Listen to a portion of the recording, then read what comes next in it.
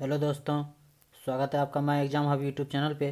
तो आज के इस वीडियो में हम लोग डिस्कस करने वाले हैं 67वीं बीपीएससी के लिए प्रैक्टिस सेट नंबर 2। इससे पहले जो है सेट 1 जो है अपलोड हो चुका है। अगर आप नहीं देखें तो उसको भी देख सकते हैं जाके। इंपॉर्टेंट सारे क्वेश्चन है, आपको एग्जाम में ज़रूर हेल्पफुल साबित करेगा और सारे क्वेश्चन जो अच्छे तरीके से रिवाइज हो जाएंगे आपके। तो इसलिए प्रैक्टिस सेट आपको देना ज़रूरी है। तो आज जो है प्रैक्टिस सेट नंबर 2 हम लोग डिस्कस करेंगे, देखेंगे इसमें जो है कौन कौन से इंपॉर्टेंट क्वेश्चन है। आपको पता होगा ये एडिटोरिया का बुक आया था, वो उससे जो हम लोग डिस्कस कर रहे हैं सेट वाइज। तो आज का सेट नंबर 2 है, देखते हैं कौन कौन से इंपॉर्टेंट क्वेश्चन है। तो चलिए स्टार्ट करते हैं, देखते हैं पहला क्वेश्चन क्या है। पहला क्वेश्चन है, निम्नलिखित में से कौन सा युग्म जो है सही सुमेलित है, ये पूछा जा रहा है क्वेश्चन से। एक तरफ व्यक्तित्व का नाम दिया गया और दूसरी तरफ जो है उसके द्वारा जो पत्रिका रिलीज किया गया उसका नाम दिया गया है। तो पूछ रहा कौन सा सही सुमेलित है। Maulana Azad, Al Hilal, Annie Besant, Young India, Ali बंधु, कॉमनवेल्थ और महात्मा गांधी कॉमरेड। तो कौन सा ऑप्शन सही है ये बताना है। तो इस क्वेश्चन का सही आंसर हो जाएगा option number A. Option number A सही हो जाएगा। मौलाना आज़ाद जो है उसके द्वारा जो है ये पत्रिका स्थापित किया गया था, संस्थापना किया गया। संस्थापक थे इसके अल हिलाल के, और अल हिलाल के साथ साथ अल बलाग जो है ये भी इसके द्वारा जारी किया गया था। अल बलाग याद रखना है आपको, ओके। और एनी बेसेंट के द्वारा जो है कौन सा जारी किया गया था, कॉमनवेल्थ। कॉमनवेल्थ याद रखना, एनी बेसेंट। और यंग इंडिया जो है ये किसके द्वारा, महात्मा गांधी जी के द्वारा जो है प्रकाशित किया गया था, इस बात का आपको ध्यान रखना। और कॉमरेड पत्रिका जो है ये किसके द्वारा जारी किया गया था, मौलाना मोहम्मद अली के द्वारा। किसके द्वारा, मौलाना मोहम्मद अली, आपको याद रखना है, ओके। ध्यान रखना, इंपॉर्टेंट क्वेश्चन हो सकता है सारे। चलिए नेक्स्ट क्वेश्चन पे चलते हैं। नेक्स्ट है, इंडिया डिवाइडेड नामक पुस्तक किसकी रचना है। इंडिया डिवाइडेड नामक पुस्तक जो है किसकी रचना है, ये डॉक्टर राजेंद्र प्रसाद की रचना है। किसकी है, डॉक्टर राजेंद्र प्रसाद की। तो देखेंगे ऊपर जो है महात्मा गांधी के जी के द्वारा जो है हरिजन नामक पत्रिका जो है इसके द्वारा जारी किया गया था, और यंग इंडिया और माई एक्सपेरिमेंट विद ट्रूथ जो है महात्मा गांधी जी का जो है ऑटोबायोग्राफी, ओके। इस बात का आपको ध्यान रखना है। शुरू से अंत तक वीडियो देखिए और सारे क्वेश्चन जो आपको ढंग से अटेम्प्ट लेने हैं, सारे क्वेश्चन ढंग से देखने और रिवाइज करने हैं, ओके। उम्मीद करते हैं आपको जो है सारे फैक्ट जो है पता चल रहे होंगे और वीडियो आपको अच्छा लगेगा, उम्मीद करते हैं ये हम आपसे। चलिए नेक्स्ट क्वेश्चन पे चलते हैं। नेक्स्ट है, भारतीय राष्ट्रीय कांग्रेस के लखनऊ अधिवेशन 1916 की अध्यक्षता निम्नलिखित में से किसने की थी। तो किसके द्वारा किया गया था लखनऊ अधिवेशन 1916 की अध्यक्षता, ये एसी मजुमदार के द्वारा किया गया था। किसके द्वारा, एसी मजुमदार के द्वारा, याद रखना, इंपॉर्टेंट हो सकता है। और एनी बेसेंट जी के द्वारा जो है 1917 में जो है कलकत्ता अधिवेशन की अध्यक्षता की थी। और ये पहली महिला थी जो भारतीय राष्ट्रीय कांग्रेस की अध्यक्ष बनी थी, ओके। इस बात का आपको ध्यान रखना। और पूछा जाएगा पहली भारतीय महिला के बारे में पूछा जाएगा कि कौन भारतीय राष्ट्रीय कांग्रेस अध्यक्ष कौन बनी, तो वो हो जाएगा तब आंसर सरोजनी नायडू, ओके। इस बात का आपको ध्यान रखना है, इंपॉर्टेंट हो सकता है। चलिए नेक्स्ट क्वेश्चन पे चलते हैं। नेक्स्ट क्वेश्चन है, व्यक्तिगत सत्याग्रह के प्रथम एवं द्वितीय सत्याग्रही के जोड़े का चयन करें। प्रथम सत्याग्रही और द्वितीय सत्याग्रही कौन थे, तो इस क्वेश्चन का आंसर हो जाएगा आपका विनोबा भावे और जवाहरलाल नेहरू। प्रथम सत्याग्रही कौन थे, प्रथम सत्याग्रही थे विनोबा भावे और द्वितीय सत्याग्रही कौन थे, जवाहरलाल नेहरू। ध्यान रखना, इंपॉर्टेंट क्वेश्चन है। नेक्स्ट क्वेश्चन चलते हैं, स्थापना के 50 वर्ष पूरे होने पर भारतीय राष्ट्रीय कांग्रेस का इतिहास लिखने वाले आधिकारिक इतिहासकार कौन थे। तो ये थे पट्टाभी सीतारमैया। पट्टाभी सीतारमैया जो थे वो ऐतिहासिक इतिहास लिखने वाले जो भारतीय राष्ट्रीय कांग्रेस का ये आधिकारिक इतिहासकार थे। ध्यान रखना, इंपॉर्टेंट क्वेश्चन है। नेक्स्ट, निम्न में से कौन सा एक उग्र विचारधारा के समर्थक माने जाते हैं। तो उग्र विचारधारा के समर्थक कौन माने जाते थे, दिए गए ऑप्शन में से आपको बताना है। फिरोज शाह मेहता, गोपाल कृष्ण गोखले, बिपिन चंद्रपाल, दादा भाई नौरोजी। तो ये थे बिपिन चंद्रपाल। आपको पता होगा कि लाल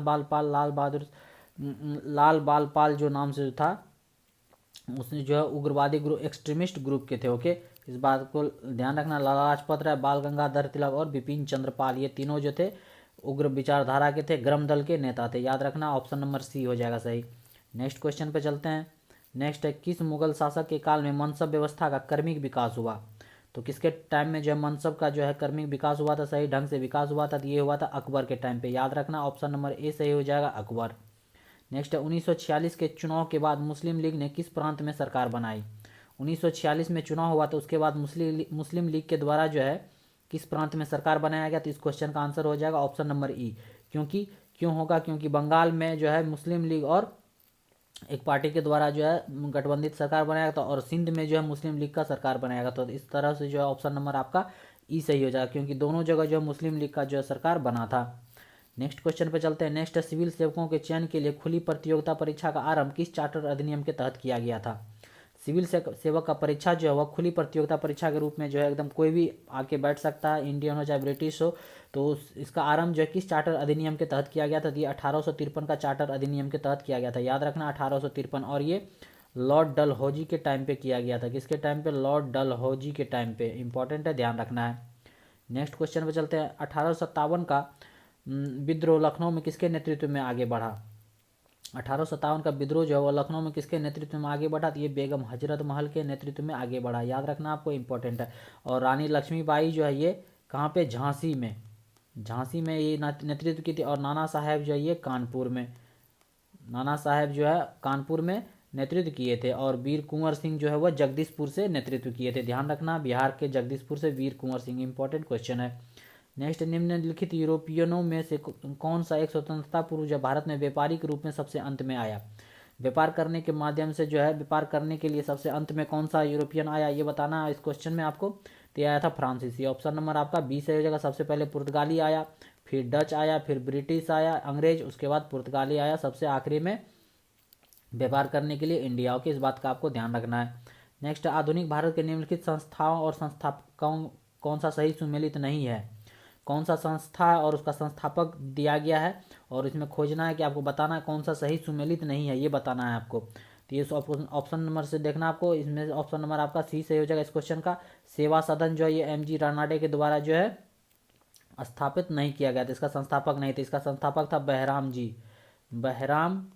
बहराम जी एस मालाबारी जो है ये बहराम जी एस मालाबारी जो है सेवा सदन के संस्थापक थे। बाकी तीनों सही है। The servant of India society Gopal Krishna Gokhale के द्वारा 1905 ईस्वी में जो है स्थापना किया गया था, इस भी आप याद रख सकते हैं। और ब्रह्म समाज का स्थापना जो है राजा राम मोहन राय के द्वारा 1828 ईस्वी में किया गया था। और the Indian Women's Association Annie Besant ji के द्वारा जो है स्थापित किया गया था, ध्यान रखना, इंपॉर्टेंट क्वेश्चन है।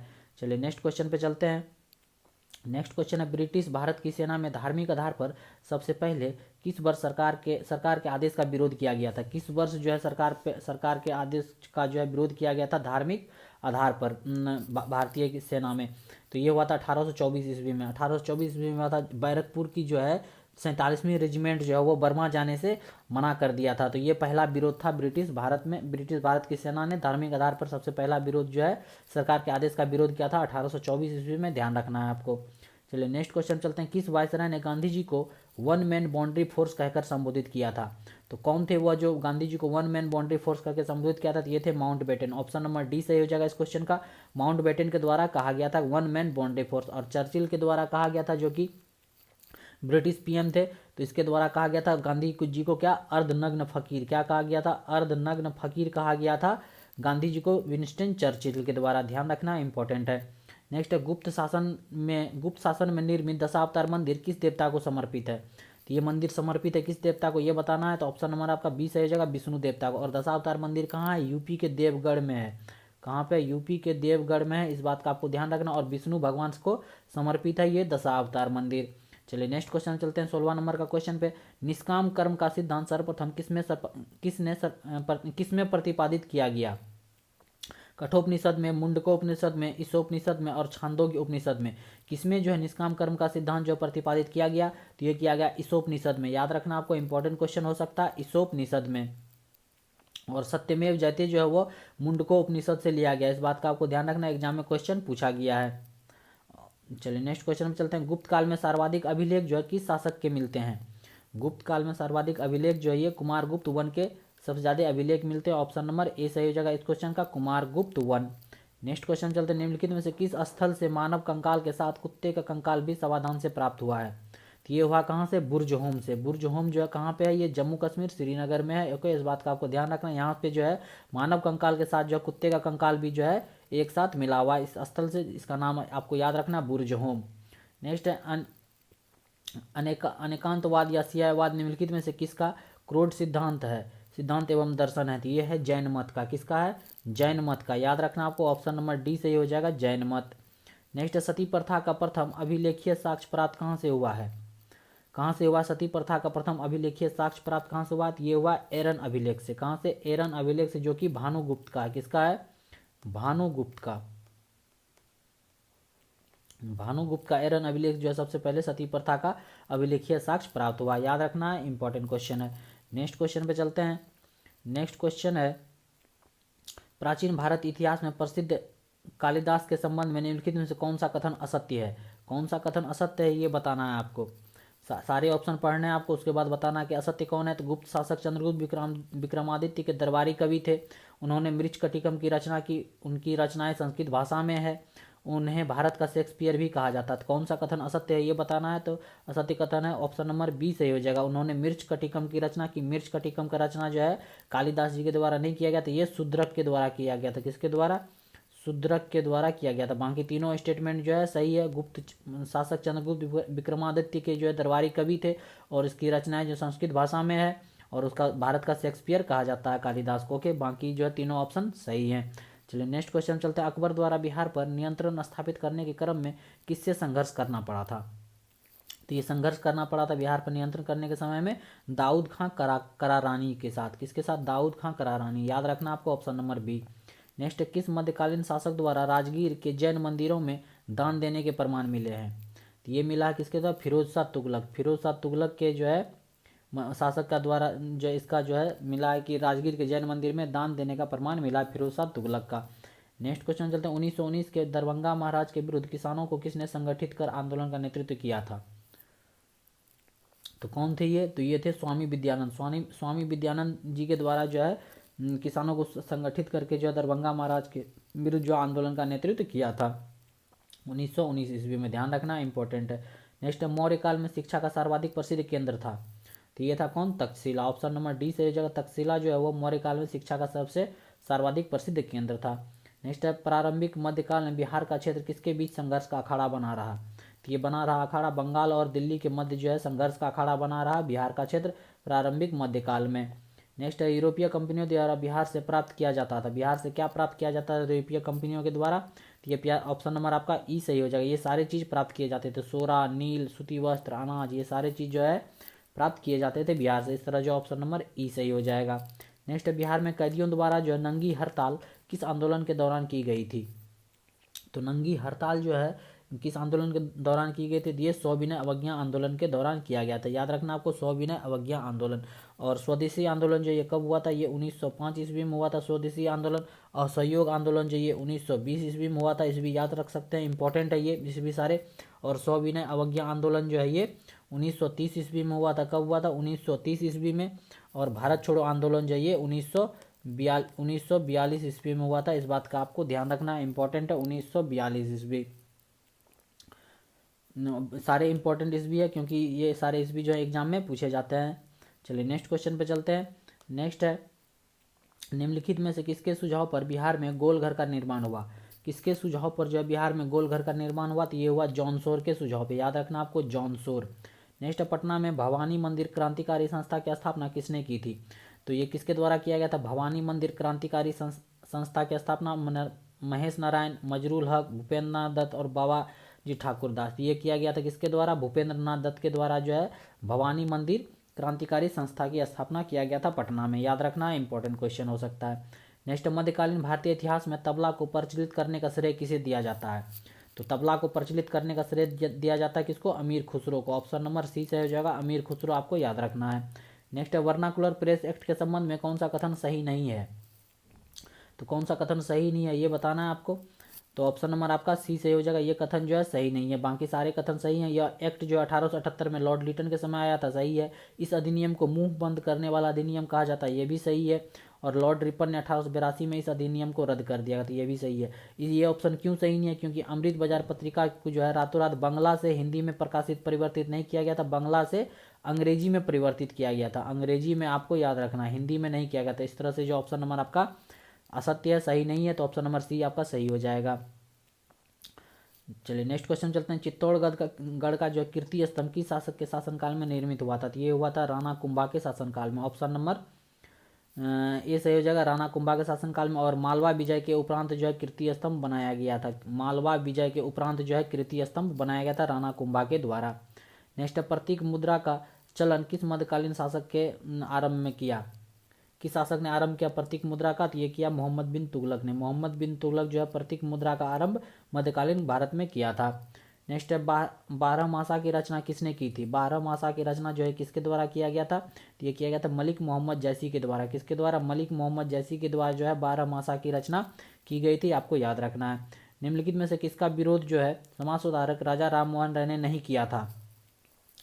सती प्रथा, मूर्ति पूजा, बाल विवाह, पाश्चात्य शिक्षा। तो किसका विरोध नहीं किया गया? तो ये पाश्चात्य शिक्षा, वेस्टर्न एजुकेशन का जो है राजा राम मोहन राय जी के द्वारा जो है विरोध नहीं किया गया था, बल्कि इसका प्रमोट किया गया था। ओके, बाकी सारे चीज़ का विरोध किया गया था।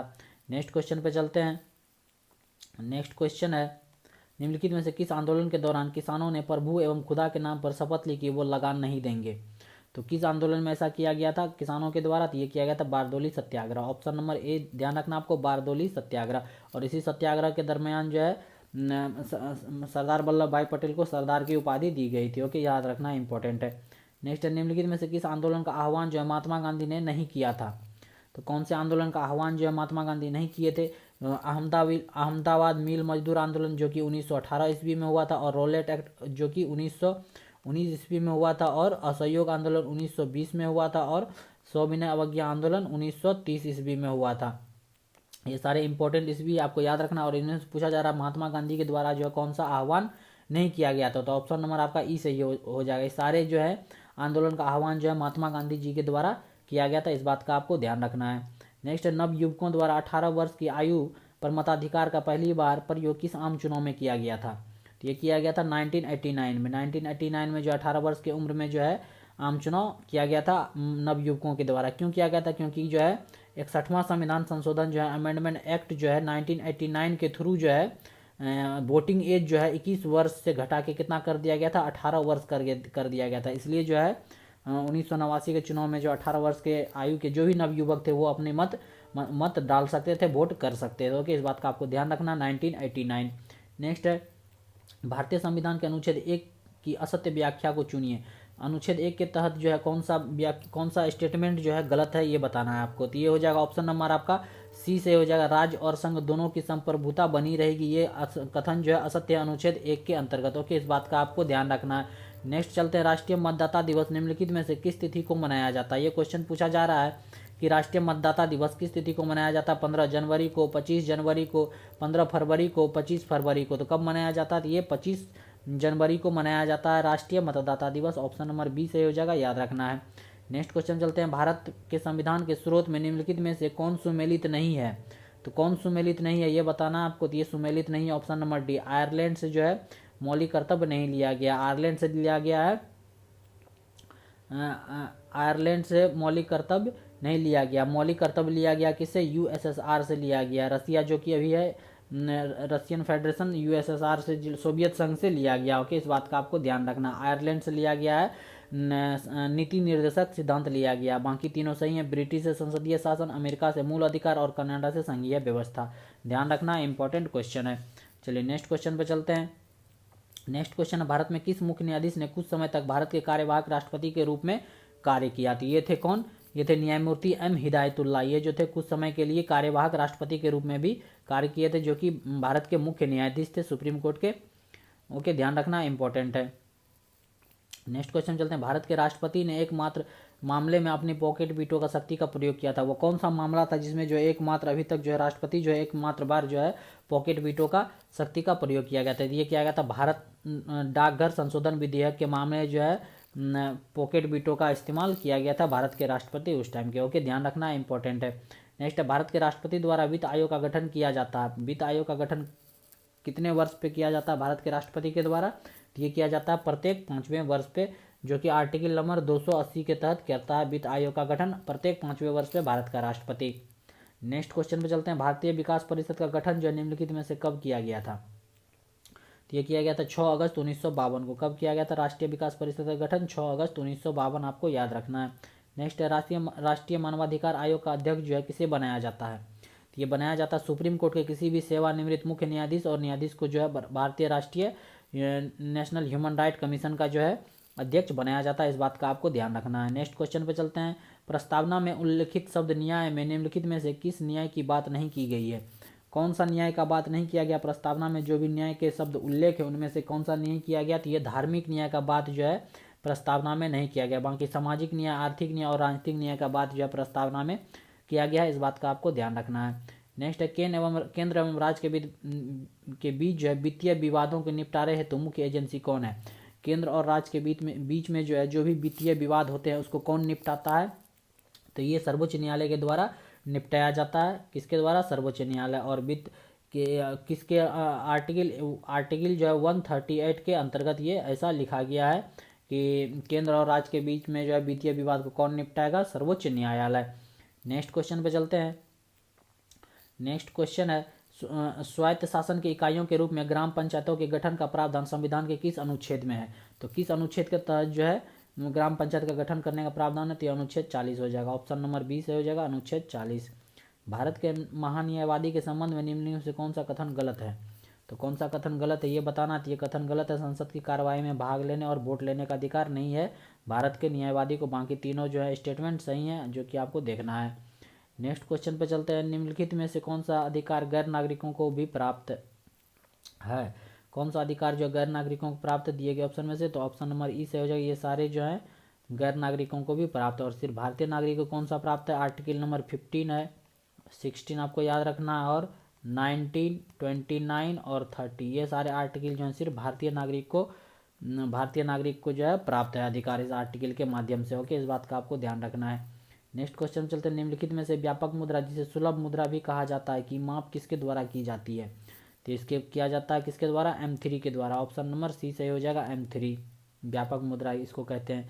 चलिए नेक्स्ट क्वेश्चन चलते हैं। निम्नलिखित में से शाक मुद्रा में किसे शामिल किया जाता है।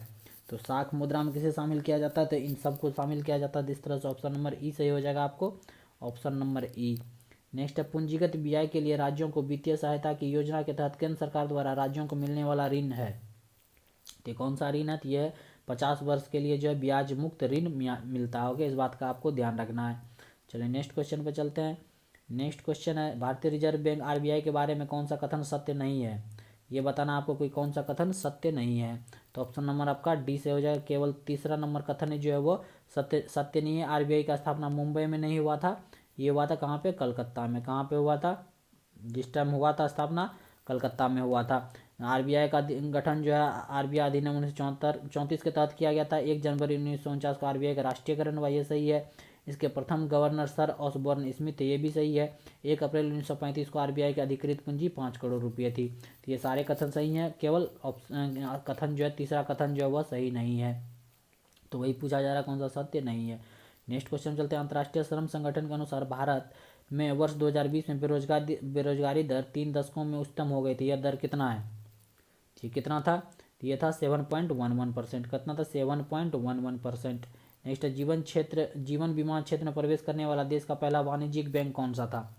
ये था SBI जो था वह जीवन बीमा के क्षेत्र में प्रवेश करने वाला देश का पहला वाणिज्यिक बैंक था। नेक्स्ट है गैर निष्पादनीय परिसंपत्तियां जिसको NPF बोलते हैं, नॉन परफॉर्मिंग एसेट इंग्लिश में बोलते हैं, से संबंधित निम्न में से कौन सा कथन सत्य है। तो कौन सा कथन सत्य है, तो ऑप्शन नंबर आपका ये सही हो जाएगा। 1, 1 और 2 दोनों कथन सत्य है। ध्यान रखना आपको, किसी वित्तीय वर्ष में ब्याज का भुगतान 365 दिन से अधिक रोका जाए और किसी वित्तीय वर्ष में मूलधन का भुगतान 180 दिन के अधिक रोका जाए। ये दोनों कथन जो है सत्य है NPA के संबंध में। नेक्स्ट है आवास और शहरी विकास मंत्रालय की अमृत योजना अमृत कितनी आबादी वाले शहर को आच्छादित करती है। तो ये करती है 1 लाख से अधिक वाले शहर को आच्छादित करती है अमृत योजना। ध्यान रखना है, इंपॉर्टेंट क्वेश्चन है। भारत निम्नलिखित में से किस खाद्य पदार्थों और फलों का शीर्ष उत्पादक देश है। तो ऑप्शन नंबर आपका ई सही हो जाएगा। क्यों ऑप्शन नंबर ई सही होगा, क्योंकि दूध, दाल, अदरक, केला में जो भारत नंबर 1 है और अमरूद, पपीता, आम में भी जो है भारत नंबर 1 है। तो ऑप्शन ए और बी सही हो जाएगा, इसलिए ऑप्शन ई सही हो जाएगा। और चावल, गेहूँ, मक्का, सब्जी सब में जो है भारत दूसरे नंबर पे, सेकेंड पे है। बाकी ये ऊपर में दिए गए हैं उसमें फर्स्ट नंबर पे भारत है उत्पादन में। चलिए नेक्स्ट क्वेश्चन पे चलते हैं। नेक्स्ट क्वेश्चन है शेयर बाजार में प्रयुक्त शब्द मार्केट कैपिटलाइजेशन का तात्पर्य क्या है। मार्केट कैपिटलाइजेशन का तात्पर्य क्या है, तो इसका तात्पर्य कंपनी के सभी शेयरों के सकल बाजार मूल्य से तात्पर्य। ऑप्शन नंबर बी सही हो जाएगा। चलिए नेक्स्ट क्वेश्चन पे चलते हैं। नेक्स्ट परंपरागत कृषि विकास योजना को कब शुरू किया गया था। तो ये शुरू किया गया था 2015 ईस्वी में। कब किया गया था, 2015 ईस्वी में, ध्यान रखना है। नेक्स्ट वस्तु एवं सेवा कर GST के संबंध में असत्य कथन को चुनिए। तो असत्य कथन को चुनना है, तो ये ऑप्शन नंबर आपका सी से हो जाएगा। बाकी सारे कथन सही है, क्योंकि असत्य कथन क्यों है, ये 5, 12, 18 और 28 के जो है फॉर्मेट में ये दर तय किया गया, और कुछ प्रोडक्ट पे जो है 0% है जीएसटी, और कुछ पे जो है जैसे कि गोल्ड पे जो है वो 3% जीएसटी लगता है। इस बात का आपको याद रखना है। बाकी 1 जुलाई 2011 को जीएसटी के 4 वर्ष पूरे हो गए। जीएसटी में अनेक अप्रत्यक्ष कर को समाहित किया गया, ये भी सही है। जीएसटी परिषद जीएसटी की दर निर्धारित करता है, ये भी सही है। ऑप्शन नंबर सी जो है वो गलत है। नेक्स्ट देखते हैं, वर्ष 2020-21 में भारत की कृषि निर्यात 41 अरब डॉलर हो गया। इनमें से 2019-20 की तुलना में कितनी वृद्धि हुई? तो ये हुआ 18% का वृद्धि। कितना हुआ? 18%, याद रखना है। नेक्स्ट है, मानक मध्य रेखा जो है 82 डिग्री 30 मिनट एवं कर्क रेखा 23 डिग्री 30 मिनट आपस में कहाँ प्रतिच्छेदित करती है? भारत में जो है ये रेखा जो है कहाँ प्रतिच्छेदित करती है? कर्क रेखा। और मीडियन लाइन जो है स्टैंडर्ड मीडियन लाइन इंडिया में वो कहाँ प्रतिच्छेदित करती है? कौन से राज्य में? तो ये छत्तीसगढ़ में प्रतिच्छेदित करती है। इस बात का आपको ध्यान रखना है। और मानक मध्यम रेखा जो वो 5 राज्य से होकर गुजरती है। कौन कौन सा? यूपी हो गया, एमपी हो गया, छत्तीसगढ़ हो गया, उड़ीसा हो गया और आंध्र प्रदेश हो गया। ये 5 राज्य से गुजरता है मानक मध्याह्न रेखा। और कर्क रेखा जो ये 8 राज्यों से होकर गुजरता है, गुजरात से, राजस्थान से, उसके बाद एमपी से, छत्तीसगढ़ से, झारखंड से, वेस्ट बंगाल से, त्रिपुरा से और मिजोरम से होकर 8 राज्यों से होकर जो है कर्क रेखा गुजरता है। इस बात का आपको ध्यान रखना है, इंपॉर्टेंट क्वेश्चन, इसे कई बार क्वेश्चन पूछे गए हैं। नेक्स्ट है, इनमें से नवीनतम रॉक सिस्टम कौन सा है? तो नवीनतम रॉक सिस्टम जो ये गोंडवाना रॉक सिस्टम है, जो कि यहाँ पे जो है 90% कोयला जो है इसी क्षेत्र से मिलता है। ओके, इस बात का आपको ध्यान रखना, गोंडवाना लैंड। चलिए नेक्स्ट क्वेश्चन चलते हैं। भारत की वैसी नदी जो हिमालय की सभी श्रृंखला को काटती है, तो कौन सा वो नदी है जो हिमालय की सभी श्रृंखला से होकर गुजरती है? तो यह है सतलज नदी। कौन सी है? सतलज नदी, आपको ध्यान रखना है। नेक्स्ट, किस अभ्यारण्य के मध्य एक खूबसूरत झील स्थित है? तो कौन सा अभ्यारण्य है? तो यह है तोप चांची अभ्यारण्य, जो कि कहाँ पे है? झारखंड में है, जो कि झारखंड में है। इसके अंदर जो एक बहुत ही खूबसूरत झील भी स्थित है। और उदयपुर अभ्यारण्य ये कहाँ है? वेस्ट चंपारण जो है बिहार में है, उदयपुर अभ्यारण्य। और कैमूर जो है ये कैमूर अभ्यारण्य जो है ये कैमूर में है, बिहार में। ओके, इस बात का आपको ध्यान रखना इंपॉर्टेंट है। चलिए नेक्स्ट क्वेश्चन पे चलते हैं। निम्नलिखित बंदरगाहों में से उत्तर से दक्षिण का सही क्रम क्या है? उत्तर से दक्षिण का जो है ये सही क्रम क्या है, ये बताना है। निम्नलिखित बंदरगाह का उत्तर दक्षिण का सही क्रम क्या है, ये बताना। तो ये है विशाखापत्तनम, मछलीपट्टनम, चेन्नई और तूतीकोरिन। विशाखापत्तनम और मछलीपट्टनम जो है आंध्र प्रदेश में, चेन्नई और तूतीकोरिन जो ये तमिलनाडु का बंदरगाह है। ध्यान रखना है, इंपॉर्टेंट है। भारतीय राज्यों में साक्षरता दर का सही क्रम क्या है? घटते हुए या अवरोही क्रम में बताना है। तो इसका सही क्रम है केरल, मिजोरम, त्रिपुरा और गोवा। ऑप्शन नंबर सी सही हो जाएगा। केरल, मिजोरम, त्रिपुरा और गोवा जो है ये साक्षरता दर का सही घटते हुए क्रम है। नेक्स्ट, पूर्णिया और मुजफ्फरपुर को कौन सा एनएच जोड़ता है? तो पूर्णिया और मुजफ्फरपुर को जो है NH 57 जोड़ता है। ऑप्शन नंबर सी से हो जाएगा NH 57। मकर रेखा इनमें से होकर नहीं गुजरती है। कौन सा देश से होकर नहीं गुजरता है मकर रेखा, ये बताना है आपको। तो ये है बोलीविया। बोलीविया से होकर जो है मकर रेखा नहीं गुजरता। ओके, इस बात का आपको ध्यान रखना है, इंपॉर्टेंट क्वेश्चन हो सकता है। और मकर रेखा कौन से देश से होकर गुजरता है? तो बोलीविया जो एक दक्षिण अमेरिका का देश है। तो मकर रेखा जो है दक्षिणी अमेरिका के कौन से देश से गुजरता है? तो एक ब्राज़ील से गुजरता है, पराग्वे से गुजरता है, अर्जेंटीना से गुजरता है और चिली से गुजरता है। ओके, इस बात का आपको ध्यान रखना, इंपॉर्टेंट क्वेश्चन हो सकता है। ब्राज़ील से, पराग्वे से, अर्जेंटीना से और चिली से होकर जो है मकर रेखा दक्षिणी अमेरिकी देश से गुजरता है और बोलीविया से नहीं गुजरता है। इसलिए क्वेश्चन पूछा जा रहा मकर रेखा कहाँ से होकर नहीं गुजरता है। नेक्स्ट क्वेश्चन चलते, बाकी ये तीनों देश से तो गुजरता ही है। भूमिगत जल द्वारा निम्नलिखित कौन सी आकृति बनती है? तो भूमिगत जल द्वारा जो कौन सी आकृति बनती है? ये सारे आकृति बनती है। घोल, रंध्र, युवाला, अंश घाटी, लेपी, ये सारे आकृति बनती है। निम्न में से सबसे छोटा देश जो है क्षेत्रफल के अनुसार कौन सा है? तो यह है बांग्लादेश। बांग्लादेश दिए गए ऑप्शन में से पूछ रहा है, तो बांग्लादेश जो सबसे छोटा देश है क्षेत्रफल के अनुसार से। और विश्व का जो सबसे बड़ा लैंड लॉक्ड कंट्री कौन है? भूमिरुद्ध जो है कंट्री कौन है? तो वो है कजाकिस्तान। लैंड लॉक्ड कंट्री विश्व का सबसे बड़ा जो है वो कौन सा है? कजाकिस्तान। और सबसे छोटा कंट्री कौन है? तो वो है वेटिकन सिटी। चलिए नेक्स्ट क्वेश्चन चलते, निम्नलिखित सागरों का पूर्व से पश्चिम का सही क्रम बताना है। इसका पूर्व से पश्चिम का सही क्रम है तो ये है ऑप्शन नंबर डी, बेरिंग सागर, उसके बाद पीला सागर, उसके बाद लाल सागर, उसके बाद कैरेबियन सागर। ओके, इस बात का आपको ध्यान रखना है। नेक्स्ट क्वेश्चन चलते हैं, निम्नलिखित में से किस स्थान पर इको सीमेंट फैक्ट्री की स्थापना की गई? तो ये किया गया कहाँ पे? भभुआ में। ऑप्शन नंबर डी से हो जाएगा। भभुआ में जो है इको सीमेंट फैक्ट्री, बहुत सारे सीमेंट कारखाना जो है यहाँ पे लगाया गया, क्योंकि इसके आसपास जो है बहुत सारे सुविधाएं, बहुत सारे रिसोर्सेस उपलब्ध हैं सीमेंट के रॉ मटेरियल। चलिए नेक्स्ट क्वेश्चन पे चलते हैं। नेक्स्ट क्वेश्चन है, बिहार में सर्वाधिक अनुसूचित जनजाति प्रतिशत किस जिले में है? तो सर्वाधिक अनुसूचित जनजाति प्रतिशत जो है ये पश्चिमी चंपारण में। कहाँ पे है? पश्चिमी चंपारण में। नेक्स्ट क्वेश्चन चलते हैं, बिहार में सर्वाधिक ग्रामीण प्रतिशत में जनसंख्या किस जिले में है? तो ग्रामीण प्रतिशत का जनसंख्या सबसे ज़्यादा समस्तीपुर में। ओके, इस बात का आपको ध्यान रखना है। नेक्स्ट है, गंडक एवं कोसी नदी के मध्य स्थित है। गंडक एवं कोसी नदी के बीच जो है कौन सा नदी स्थित है, ये बताना है दिए गए ऑप्शन में से। तो यह कमला और बागमती। कमला और बागमती जो है गंडक और कोसी नदी के मध्य स्थित है, ध्यान रखना है आपको। नेक्स्ट है, जैव विविधता हेतु चौथा वन प्लेनेट सम्मेलन 11 जनवरी 2021 को किस देश के द्वारा आयोजित किया गया? तो ये किया गया फ्रांस के द्वारा। ऑप्शन नंबर बी से हो जाएगा, फ्रांस के द्वारा।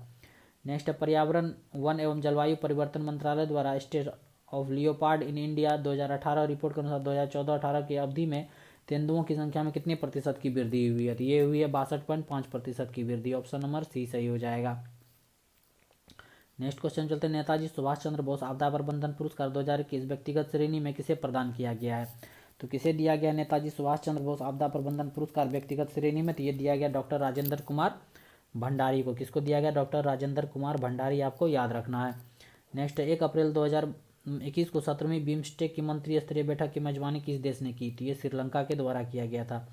किसके द्वारा? श्रीलंका, आपको याद रखना है। भारतीय राष्ट्रीय कृषि और ग्रामीण विकास बैंक, जिसको नाबार्ड बोलते हैं, इसका अध्यक्ष जो है अभी कौन है, ये बताना है आपको। तो यह है Govinda Rajulu Chintala. Option number A सही हो जाएगा। गोविंदा राजुलू चिंतला जो है ये अध्यक्ष हैं नाबार्ड के। नेक्स्ट क्वेश्चन पे चलते हैं। नेक्स्ट है, अक्षय ऊर्जा नवीकरणीय, जिसको नवीकरणीय ऊर्जा बोलते हैं, इसके उत्पादन में भारत का विश्व में कौन सा स्थान है? तो भारत में विश्व का जो ये 5वां स्थान है अक्षय ऊर्जा के उत्पादन में, ध्यान रखना है, इंपॉर्टेंट है। मिस इंडिया 2020 किसे चुना गया है? तो मिस इंडिया 2020 जो है ये मानसा वाराणसी को चुना गया। ऑप्शन नंबर ए सही हो जाएगा, मानसा वाराणसी। नेक्स्ट है, वित्तीय वर्ष 2021-22 के लिए बिहार के बजट में शिक्षा के लिए कितनी राशि खर्च करने का प्रावधान है? यह 38,035.94 करोड़ जो रुपया खर्च करने पर शिक्षा के लिए बजट आवंटित किया गया बिहार में। नेक्स्ट है, केन बेतवा लिंक परियोजना हेतु हाल ही में किन 2 राज्यों के बीच समझौता हुआ है? ये हुआ है किसके बीच? उत्तर प्रदेश और मध्य प्रदेश के बीच। याद रखना, उत्तर प्रदेश और Madhya Pradesh. Catch the rain अभियान भारत सरकार के किस मंत्रालय के द्वारा शुरू किया गया? ये किया गया जल शक्ति मंत्रालय द्वारा। इसके मिनिस्टर हैं गजेंद्र सिंह शेखावत, जल शक्ति मंत्रालय। नेक्स्ट है, ई परिवहन सेवा शुरू करने वाला देश का पहला राज्य कौन सा? ये है हिमाचल प्रदेश। ऑप्शन नंबर आपका सी से हो जाएगा, ई परिवहन सेवा शुरू करने वाला हिमाचल प्रदेश। नेक्स्ट है, 30वां ब्याज सम्मान 2020 किसे सम्मानित किया गया? ब्याज सम्मान 2020 के लिए किसे मिला है? तो ये मिला है शरद पगारे को। किसको मिला? शरद पगारे, याद रखना है, इंपॉर्टेंट है। 2021 वन्य जीव दिवस का थीम क्या था? तो ये था forest and livelihood sustaining people and planet. ये था वन्य जीव दिवस का थीम, याद रखना है, इंपॉर्टेंट है, पूछा जा सकता है। Forest and livelihood sustaining people and planet. Next question पे चलते हैं। नेक्स्ट क्वेश्चन है, वर्ल्ड इकोनॉमिक फोरम की ग्लोबल जेंडर गैप रिपोर्ट 2021 में 156 देशों की सूची में भारत का क्या स्थान रहा है? तो भारत का स्थान जो है ग्लोबल जेंडर गैप रिपोर्ट में 140वां स्थान रहा है। कितना? 140वां, आपको याद रखना है। नेक्स्ट है, राइडिंग फ्री माई ओलंपिक जर्नी पुस्तक जो है किसके द्वारा लिखा गया है? तो ये लिखा गया इम्तियाज अनीस के द्वारा। ऑप्शन नंबर डी से हो जाएगा, इम्तियाज अनीस के द्वारा लिखा गया राइडिंग फ्री माई ओलंपिक जर्नी। नेक्स्ट क्वेश्चन है, टोक्यो पैरालंपिक 2020 में जो है कुल कितने खेल शामिल थे? तो कुल 22 खेल शामिल थे टोक्यो पैरालंपिक में 2020 में। नेक्स्ट क्वेश्चन पे चलते हैं, नोरा अलमत्रोसी जो है किस देश की पहली महिला अंतरिक्ष यात्री बनेगी? तो ये बनेगी किसकी? ये संयुक्त राज्य अमेरिका की जो है पहली महिला अंतरिक्ष यात्री बनेगी। इस बात का आपको ध्यान रखना है। किस फिल्म ने 93वां ऑस्कर पुरस्कार 2021 का सर्वश्रेष्ठ फिल्म पुरस्कार जीता? ये जीता है नोमैडलैंड। कौन जीता है? नोमैडलैंड को जो है बेस्ट पिक्चर का अवार्ड मिला है। नेक्स्ट क्वेश्चन चलते हैं, बदलाव के बाद केंद्रीय मंत्रिपरिषद में शिक्षा और ग्रामीण विकास मंत्री के जोड़े का चयन कीजिए। अभी जो है केंद्रीय शिक्षा मंत्री कौन है, ग्रामीण विकास मंत्री कौन है? तो शिक्षा मंत्री है धर्मेंद्र प्रधान और ग्रामीण विकास मंत्री है Giriraj Singh. Option number C सही हो जाएगा। नेक्स्ट है, ई भंडारण लागू करने वाला भारत का पहला राज्य कौन बना है? तो ये बना है बिहार। बिहार जो वह ई भंडारण को लागू करने वाला बिहार का पहला देश, भारत का पहला राज्य बना है। ओके, इस बात का आपको ध्यान रखना है। ग्राम उजाला योजना के तहत जो है ग्रामीण क्षेत्रों में 10 रुपये का एलईडी प्रदान किया जाएगा। इस शुरुआत जो है बिहार के किस जिला से हुआ है? तो ये हुआ है आरा जिला, आरा भोजपुर से शुरू हुआ ये कार्यक्रम। ओके, ध्यान रखना इंपॉर्टेंट है ये योजना के बारे में। नेक्स्ट क्वेश्चन पे चलते हैं। नेक्स्ट, बिहार का पहला खेल विश्वविद्यालय कहाँ बनाया जाएगा? तो ये बनाया जाएगा राजगीर में। कहाँ पे? बिहार का पहला खेल विश्वविद्यालय जो है वो राजगीर में बनेगा।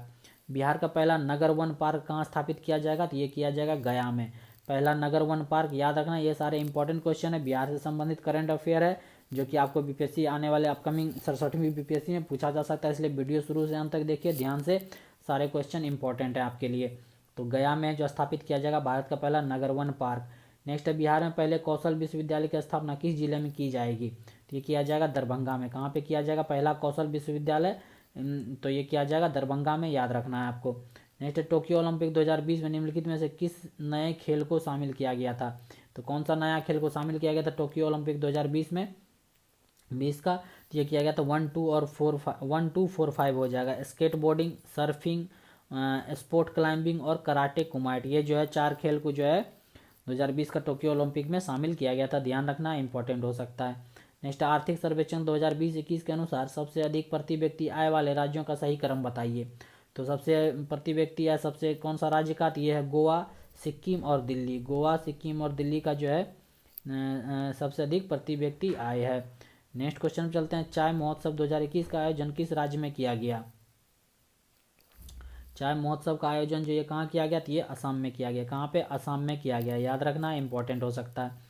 नेक्स्ट है, भारत और किस देश के बीच जो संयुक्त सैन्य अभ्यास डस्ट लीक द्वितीय का आयोजन किया गया? तो ये किया गया किसके द्वारा? उज्बेकिस्तान के साथ। किसके बीच हुआ ये डस्ट लीक? तो ये हुआ भारत और उज्बेकिस्तान के बीच, ध्यान रखना इंपॉर्टेंट हो सकता है। नेक्स्ट क्वेश्चन पे चलते हैं। नेक्स्ट है, भारत के किस राज्य में देश का पहला फायर पार्क स्थापित किया गया है? तो किस राज्य में किया गया देश का पहला फायर पार्क? ये उड़ीसा में किया गया। कहाँ पे? उड़ीसा, याद रखना है, इंपॉर्टेंट क्वेश्चन है। नेक्स्ट है, भारत में सबसे बड़ी तैरती सौर परियोजना का निर्माण किस राज्य में किया जा रहा था? ये किया जा रहा है कहाँ पे?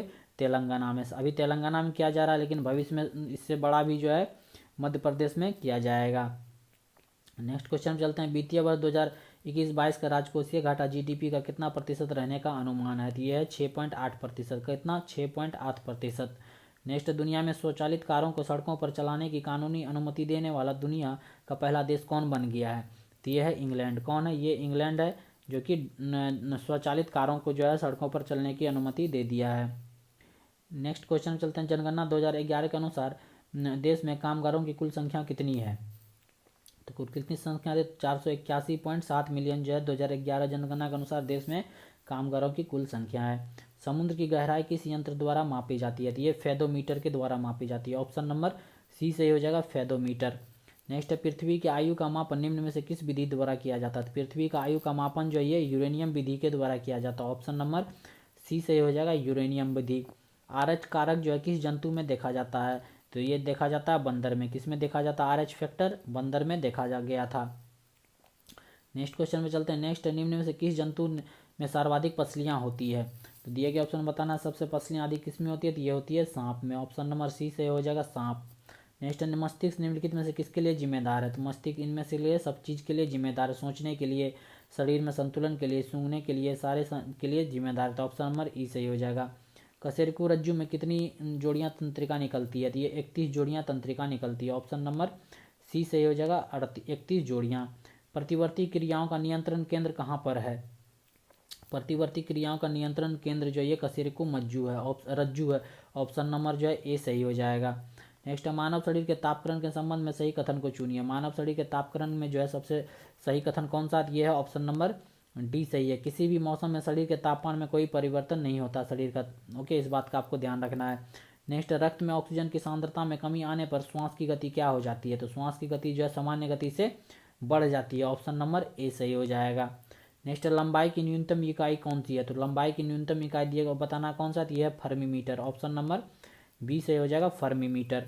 शरीर का ऐसा अंग जो हर समय काम करता है, शरीर का कौन सा ऐसा अंग जो हर समय काम करता है? यह है हृदय। ऑप्शन नंबर बी सही हो जाएगा, हृदय जो है शरीर का ऐसा अंग जो हर समय काम करता है। नेक्स्ट क्वेश्चन पे चलते हैं। नेक्स्ट है, निम्नलिखित में से किसका जो है बीमीय सूत्र M0 L1 T-1 के बराबर है। तो यह है चाल का, किसका, चाल का जो है ये बीमीय सूत्र है, इस बात का आपको ध्यान रखना। और त्वरण का क्या होता है, त्वरण का होता है M0 L1 T-2 होता है, ये होता है त्वरण का। बल का होता है M1 L1 T-2 होता है ये त्वरण का। और संवेग का होता है M1, याद रखना आपको, ये नोट कर सकते हैं आप, M1 L1 T-1 ये होता है संवेग का। ओके, इस बात का आपको ध्यान रखना है। और एक बताते हैं आपको कार्य का, ये सारे इंपॉर्टेंट एग्जाम में कहीं ना कहीं पूछ सकते हैं ये। कार्य का होता है M1L2 और T-2, ये होता है कार्य का। और शक्ति का होता है, शक्ति का आप नोट कर सकते हैं, शक्ति का होता है M1L2 T-3 होता है इसका, शक्ति का हो जाएगा T-3। ओके, इस बात का आपको ध्यान रखना। ये सारे बीमीय सूत्र हैं, डायमेंशंस हैं, जो कि एग्जाम में पूछे जा सकते हैं। चलिए नेक्स्ट क्वेश्चन चलते हैं। श्वसन के दौरान वायु के गमन का सही क्रम क्या है? तो ये है ऑप्शन नंबर बी से हो जाएगा नासा मार्ग, ट्रेकिया, ब्रोंकाई और ब्रेकियोल्स, ये सारे जो हैं श्वसन के द्वारा जो सही मार्ग है। निर्वात में गमन करने वाले तरंग है, निर्वात में कौन से तरंग गमन करते हैं? तो ये करते हैं विद्युत चुंबकीय तरंग, ऑप्शन नंबर सी सही हो जाएगा। निम्नलिखित में से कौन सा भौतिक परिवर्तन है? तो यह है बर्फ का पिघलना, बर्फ का पिघलना जो है एक तरह का भौतिक परिवर्तन है। नेक्स्ट है, बाकी सारे केमिकल रासायनिक परिवर्तन है। निम्नलिखित में से किस एक के लिए केशिकत्व एकमात्र कारण नहीं है? केशिकत्व एकमात्र कारण किसके लिए नहीं है? तो ये है ऑप्शन नंबर डी, पौधे की जड़ों से जल इसके पर्ण समूह की ओर बढ़ना, ये जो है केशिकत्व का ही एकमात्र कारण नहीं है। बाकी सियाही का सूखना ये केशिकत्व का कारण है। भूमिगत जल का ऊपर चढ़ना ये भी केशिकत्व का, सूती कपड़ों पर जल की बूंद का फैलना ये भी केशिकत्व का कारण है। तो ऑप्शन नंबर आपका डी सही हो जाएगा। निम्न में से कौन सा तत्व नहीं है ये बताना है? धातु, अधातु, गैस, उपधातु, कौन सा तत्व नहीं है? तो ये है गैस, गैस जो है एक तरह का ये तत्व नहीं है। ठोस कार्बन डाइऑक्साइड को किस दाब पर संग्रहित किया जाता है? तो ये किया जाता है उच्च दाब पर। कहाँ पे? उच्च दाब पर जो है ठोस कार्बन डाइऑक्साइड को संग्रहित किया जाता है। नेक्स्ट है, कृषि में प्रयुक्त यूरिया नाइट्रोजन की मात्रा निम्नलिखित से कितनी होती है? कितना परसेंट नाइट्रोजन होता है यूरिया में? तो ये होता है 46%, ऑप्शन नंबर सी से हो जाएगा 46%। नेक्स्ट क्वेश्चन पे चलते हैं। नेक्स्ट क्वेश्चन है, निम्नलिखित में से कौन सा एक वायु प्रदूषण का जैव सूचक है? तो वायु प्रदूषण का जैव सूचक कौन है? तो ये है लाइकेन, ऑप्शन नंबर सी सही हो जाएगा। लाइकेन जो है ये वायु प्रदूषण का जैव सूचक है। नेक्स्ट है, दंत लवक निम्नलिखित में से कैल्शियम के किस यौगिक से बनता है? तो दंत लवक किस यौगिक से बनता है? तो ये बोलता है कैल्शियम फॉस्फेट से, ऑप्शन नंबर डी से हो जाएगा कैल्शियम फॉस्फेट। वाष्पीकरण के कारण शीतलता कैसे होती है? तो वाष्पीकरण के कारण शीतलता कैसे होती है? तो ये होती है द्रव के कण द्वारा जो है ऊर्जा अवशोषित करने के कारण, ऑप्शन नंबर बी सही हो जाएगा। याद रखना, इंपॉर्टेंट क्वेश्चन हो सकता है। नेक्स्ट, किस वैज्ञानिक ने द्रव्यों की विभाज्यता का सिद्धांत सर्वप्रथम प्रस्तुत किया था? तो ये किया था कौन? John Dalton. कौन किया था? जॉन डाल्टन के द्वारा। नेक्स्ट, निकट दृष्टि दोष में किस लेंस का उपयोग किया जाता है? निकट दृष्टि दोष में जो है अवतल लेंस का उपयोग किया जाता है। किसका किया जाता है? अवतल लेंस का ध्यान रखना है। मैग्नीशियम क्लोराइड का रासायनिक सूत्र क्या है? मैग्नीशियम क्लोराइड का रासायनिक सूत्र है MgCl2। क्या है? MgCl2 जो ये मैग्नीशियम क्लोराइड का रासायनिक सूत्र है। सौर विकिरण निम्नलिखित में से किस परास रेंज में दिखता है? तो सौर विकिरण किस रेंज में दिखता है? तो ये 400 से 780 नैनोमीटर के बीच में दिखता है, ऑप्शन नंबर बी सही हो जाएगा। त्वरित चालक का आविष्कार किसने किया था? तो त्वरित चालक का आविष्कार जो ये बेंजामिन फ्रैंकलिन के द्वारा किया गया था। किसके द्वारा? बेंजामिन फ्रैंकलिन के द्वारा किया गया था। चलिए नेक्स्ट क्वेश्चन चलते हैं।